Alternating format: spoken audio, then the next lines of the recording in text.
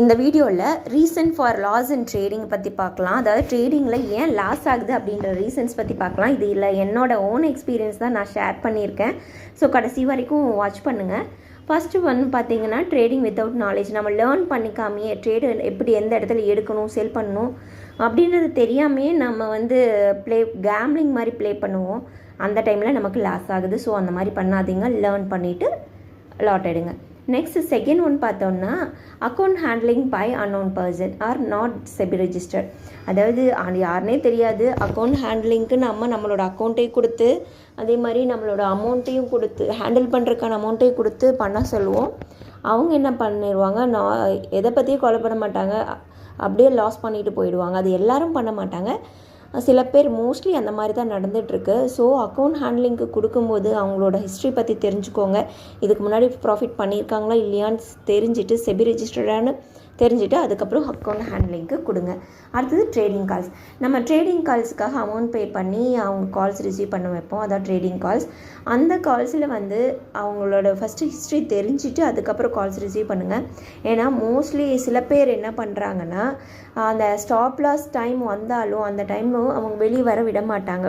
Wait பண்ண சொல்லி instruction கொடுத்துட்டே இருந்துட்டு கடைசியாக நிறையா லாஸ் ஆனதுக்கப்புறம் வெளியே வாங்கன்னு சொல்லுவாங்க. அந்த டைமில் நம்மளோட மணி லாஸ் ஆகிடும். ஸோ நீங்கள் ஓனாக அனலைஸ் பண்ணிவிட்டு அந்த ட்ரேடிங் கால்ஸ் எடுங்க. ஸ்டாப் லாஸ் வரும்போது நீங்கள் ஓனாக வெளியே வந்துடுங்க. ஃபோர்த் ஒன் பார்த்திங்கன்னா, நம்ம லேர்ன் பண்ணிக்கிட்டாலும் நம்ம ஸ்டாப் லாஸ் வரும்போது நம்ம வெளியே வரமாட்டோம். ஒரு 20 பாயிண்ட்ஸ் ஸ்டாப் லாஸ் வச்சுருக்கணும். அப்படி வைக்காமல் நீங்கள் பண்ணும்போது அந்த ஸ்டாப் லாஸ் இன்னும் அதிகமாக லாஸ் இன்னும் அதிகமாகி ரொம்ப மணி இருக்கிற மணியும் போயிடும். ஸோ நீங்கள் எந்த ஒரு ட்ரேட் லேர்ன் பண்ணியிருந்தீங்கனாலும் ஸ்டாப் லாஸ் வச்சுட்டு பண்ணுங்கள். ஸ்டாப் லாஸ் இல்லாமல் பண்ணாதீங்க. அப்படி பண்ணும்போது நிறைய லாஸ் ஆகுது. அண்ட் நெக்ஸ்ட் வோலட்டாலிட்டி இந்த மார்க்கெட்டில் பார்த்தோம்னா சடனாக மேலே க்ரீன் கேண்டில் ரொம்ப மேலே போகும், சடனாக ரெட் கேண்டில் கீழே வரும். ஸோ எந்த மேலே போகுதா கீழே வருதா அப்படின்னு நம்மளால் கெஸ் பண்ணவே முடியாது. அதான் வோலட்டாலிட்டி இந்த மார்க்கெட்னு நம்ம சொல்கிறோம். ஸோ அந்த டைமில் ட்ரேட் எடுக்காமல் இருக்கிறது நல்லது. ஒருவேளை எடுத்துட்டாலும் ஸ்டாப் லாஸோடு வெளியே வந்துடணும், இல்லைன்னா லாஸ் அதிகமாக இருக்கும். Next not following the rules. அதாவது நம்ம லேர்ன் பண்ணிட்டதுக்கப்புறம் சில ரூல்ஸ் இருக்கும். இந்த கேண்டில் க்ளோஸ் வச்சதுக்கப்புறம் இந்த பை பண்ணலாம் அப்படின்னு சொல்லிட்டு சில ரூல்ஸ் எல்லாம் இருக்கும். அந்த ரூல்ஸை கரெக்டாக ஃபாலோ பண்ணணும். இந்த டைமில் தான் ட்ரேட் எடுக்கணுன்ற சில ரூல்ஸ் எல்லாம் இருக்கும். அந்த ரூல்ஸை சரியாக ஃபாலோ பண்ணாத போது நமக்கு நிறையா லாஸ் ஆகுது. நெக்ஸ்ட் ஓவர் ட்ரேடிங் பார்த்திங்கன்னா ஒரு 2 டைம்ஸ் நம்ம ட்ரேட் பண்ணலாம். ஒரு டைமில் ஃபஸ்ட் டைமில் நம்ம ப்ராஃபிட் பார்த்துட்டோன்னா அதோட நம்ம ஸ்டாப் பண்ணிடணும். அதுக்கப்புறம் நம்ம ஒரு டைம் நம்ம பை பண்ணி செல் பண்ணுறதே போதுமானது ப்ராஃபிட் வந்துருச்சுன்னா. ஸோ அதுக்கு மேலே 2 டைம்ஸ் பண்ணலாம், அதுக்கு மேலே பண்ணக்கூடாது. சில பேர் 20 டைம்ஸ் 26 டைம்ஸ் எல்லாம் பை பண்ணி செல் பண்ணுவாங்க. அந்த மாதிரி பண்ணும்போது பார்த்திங்கன்னா ப்ரோக்கரேஜ் அமௌண்ட்டே உங்களுக்கு போயிடும், வந்த ப்ராஃபிட்டும் போயிடும்.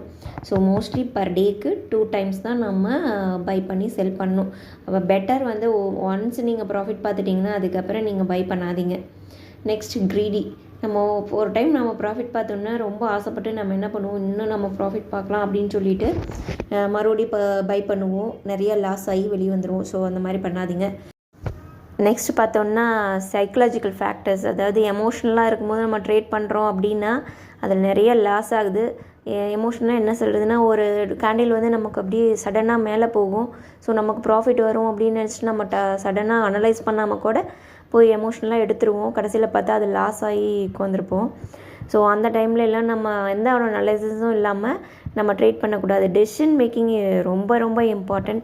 டெசிஷன் கரெக்டாக எடுத்துட்டோம்னா கண்டிப்பாக நமக்கு ப்ராஃபிட் தான். ஸோ நான் சொன்ன ரீசன்ஸ் எல்லாம் அவாய்ட் பண்ணிட்டீங்க அப்படின்னா கண்டிப்பாக நம்ம ப்ராஃபிட்டில் தான் இருப்போம். ப்ராஃபிட் பண்ணலாம். ஸோ இப்போ நான் சொன்னதெல்லாம் என்னோடய ஓன் எக்ஸ்பீரியன்ஸ் தான். ஸோ இதில் ஏதாவது மிஸ்டேக் இருந்தாலோ இதில் வேறு ஏதாவது ரீசன்ஸ் இருந்தாலும் கண்டிப்பாக கமெண்ட் பண்ணுங்கள். நான் அதை அக்செப்ட் பண்ணிக்கிறேன். தேங்க்யூ.